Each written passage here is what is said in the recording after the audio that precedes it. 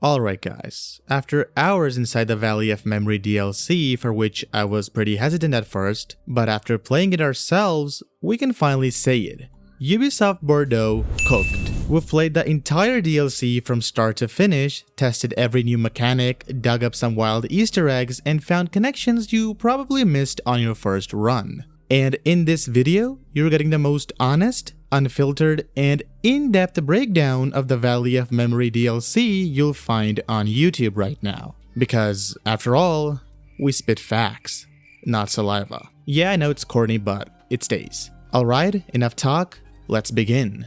As soon as you boot up the game, you're greeted with a clean, stylish disclaimer about the new update, showing all the info about the game and the DLC, and it looks pretty slick. Also, if you've played Mirage before and are just diving into the DLC, you can simply continue your save and head to Dervish to start it, provided that you're near the end. Or you can play around in the options and toggle the cool new features like free jump or crank up the difficulty for a more spicier experience.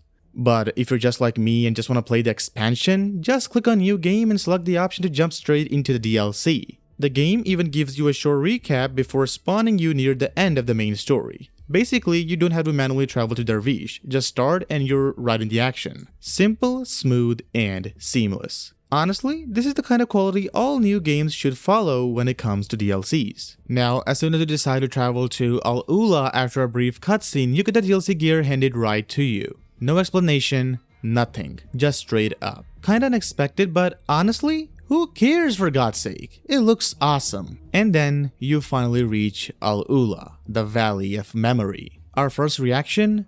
Beautiful. Seriously, it looks phenomenal, amazing, and stunning at the same time. And whatever word you want to use, it's a treat for the eyes. Combine it with the new filters you just unlocked and it almost feels like you're playing AC Origins again. In short, it's a pure eye candy for players. You can take stunning photo mode shots to show off, explore, and just soak in the scenery. And press up on the D-pad to fast travel back to Baghdad, or vice versa. Honestly, this was the exact moment we were sold on the DLC.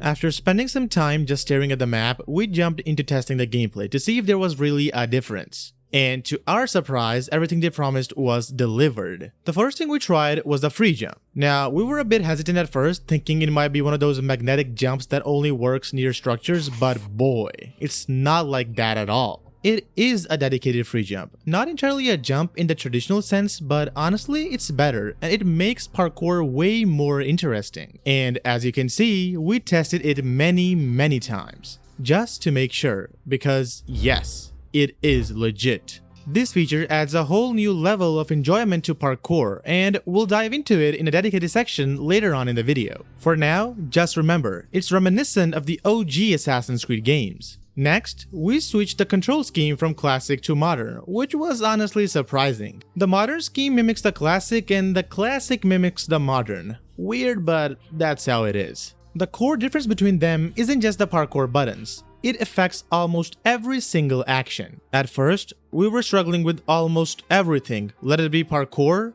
combat, stealth, or even simple rolls. We failed countless times, but after a few minutes, we got the hang of it. And once you do, the game becomes 10 times more enjoyable. Sadly, since our goal was to test everything quickly, we didn't get the chance to unlock all the different filters that the update offers. And that brings us to the anima sequences. Basically, the ability to replay missions. We weren't sure how they would pull it off because Mirage doesn't have a dedicated main menu like the older titles to shuffle between memories. But to our and your surprise, they found a unique solution. Open the investigation board and in the bottom right corner, there's a tiny section where you can replay any memory, contract, main mission, or DLC mission, and complete certain requirements to earn points, and those points accumulate to unlock rewards. We wanted to test it out fully, but it would have taken too much time, so we decided to skip it for now.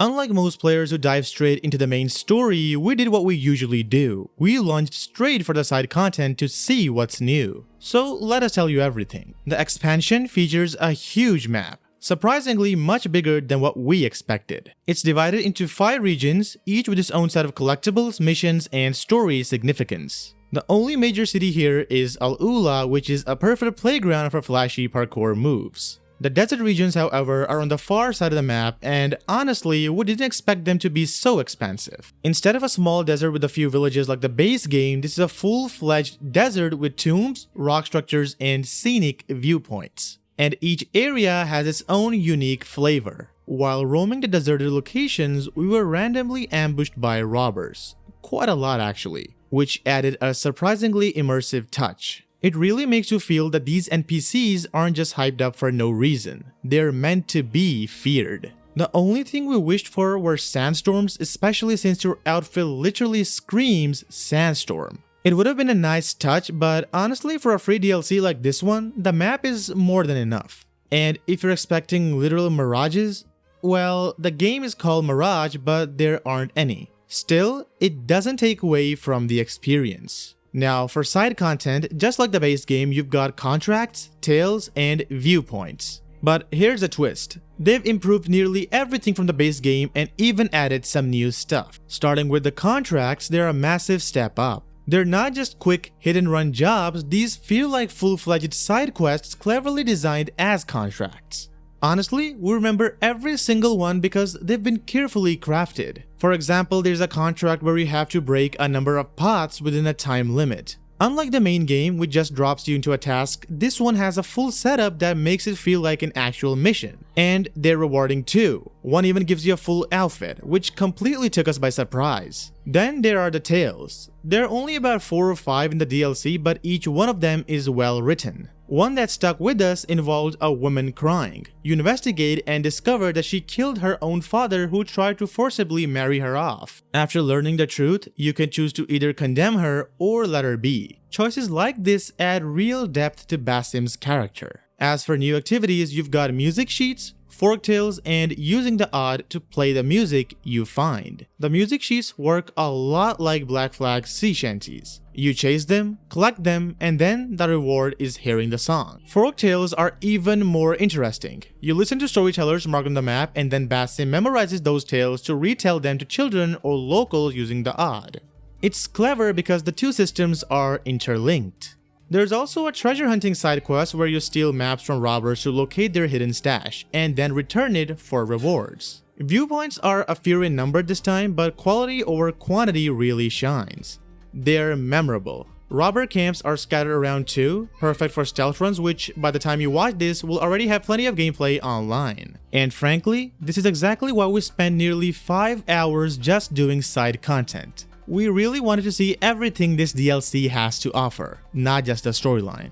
Now comes the highlight of this update, Parkour. As we mentioned earlier, we tried our best to test every possible scenario with it, and here's what we think. The parkour feels amazing now. There's even a subtle blur effect that appears every time you sprint, and honestly, it helps a lot. Sometimes the game's sprint system can be confusing. You're never quite sure if Basim is sprinting or just jogging. The blur effect, however, makes it crystal clear that yeah, you're running. As for the parkour itself, it's solid. The free jump feature is a total lifesaver. We tried all sorts of combinations with it, including side ejects, back ejects, tic-tacs, manual ejects, and every single one worked flawlessly. The parkour moves combined with the new control scheme flow really well. Sure, it might take a little time to get used to it, but once you do, the game suddenly feels 10 times better. We also noticed that the height of ejects has been increased, and with free ejects now fully functional, there's no more annoying delays. Everything feels responsive and satisfying.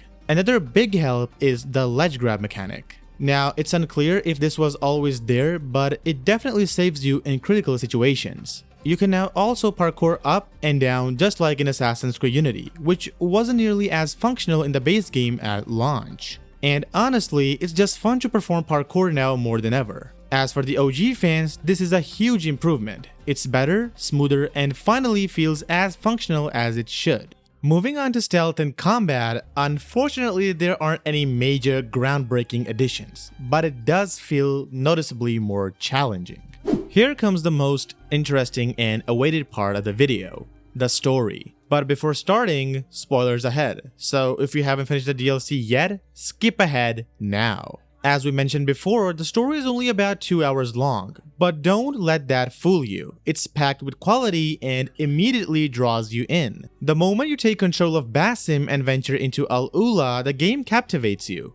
From the very beginning, there's a strong build-up around Basim's father and his disappearance. You actually feel curious about someone you've never met, which perfectly captures a sense of mystery. The pacing is fast, so there's never a moment where it drags you down. While the story is structured really well, there are still a few moments that could have used more development, but we'll get to that shortly. One thing that truly surprised us was the facial animations. For a free DLC, the effort put into making characters expressive is impressive. From start to finish, you won't notice a drop in quality. Some animations are pre-rendered for sure, but even the ones that aren't look smooth and natural. The story focuses on a few key characters, namely Basim, Darvish, his father Ishaq, the robber leader Abyss, and Nimlot.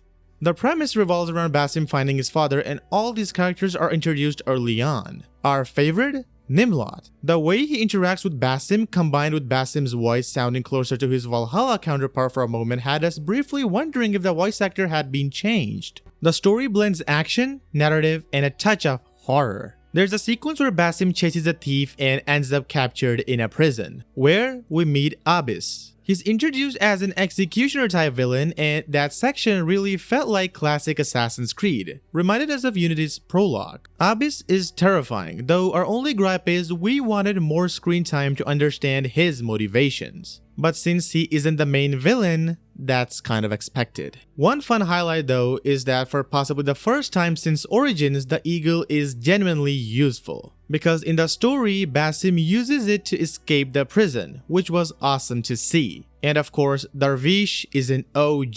He literally saves Basim from being poisoned. And without him, Basim wouldn't have made it. So make sure to give our boy some love in the comments. Let's see how many of you agree that he is the best. Now moving on, some story beats felt a little rushed. For example, one moment we learn about Basim's connection with his father, and the next we're at the robber hideout. But hey, it's a free DLC, so it's a pass. There are also plenty of references to past Assassin's Creed games and Basim's future. In the prison, he recalls vague memories of torture he'd experienced before, which foreshadows the events that shape him later, and also a reminder that he is not an ordinary human. Furthermore, when Basim finally frees his father, the interactions with him and Nimlot are heart-wrenching. The twist is somewhat predictable because the supposed leader of the thieves is killed early. At first, we thought it might be Ishaq, but Nimlot's suspicious behavior gave it away. And yes, he was the one. Nimlot had a solid reason.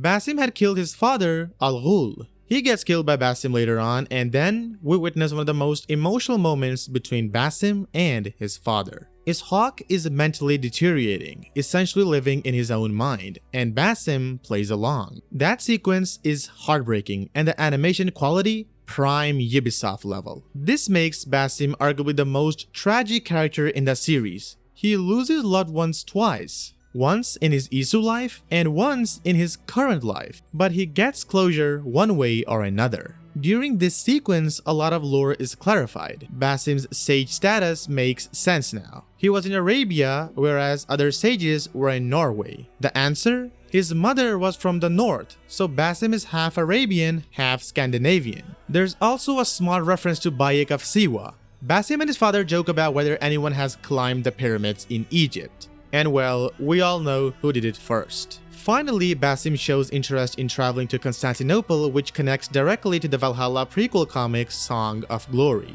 explaining how events directly lead into Valhalla. And the soundtrack during this section is a chef's kiss. All in all, this is one of the finest stories we've ever seen in an Assassin's Creed DLC nowadays. It's short, but it's one of the best. And that's everything we could find. We hope we didn't miss anything, and even if we did, make sure to drop it in the comments below. But don't leave the video yet because our final review is here. For us, we're giving this DLC a solid 9 out of 10 for its pacing, story, gameplay improvements, and the way Ubisoft listened to the community. And that's it for today. If you enjoyed it, don't forget to like, subscribe, and share your thoughts. We'll see you in the next one. Till then, take care and goodbye.